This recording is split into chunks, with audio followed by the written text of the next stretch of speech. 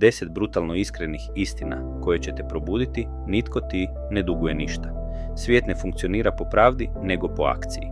Ako želiš nešto, moraš se potruditi. Tvoji izgovori nikog ne zanimaju. Rezultati dolaze iz djelovanja, a ne iz opravdanja. Većina ljudi nije na tvojoj strani. Svi imaju svoje ciljeve i brige. Ne očekuj da te itko spasi. Komfort zona je tvoj najveći neprijatelj. Sve što vrijedi dogodilo se izvan zone sigurnosti. Loši osjećaji nisu neprijatelji. Strah, tuga i frustracija znakovi su da nešto vrijedi promijeniti. Prestani tražiti potvrdu.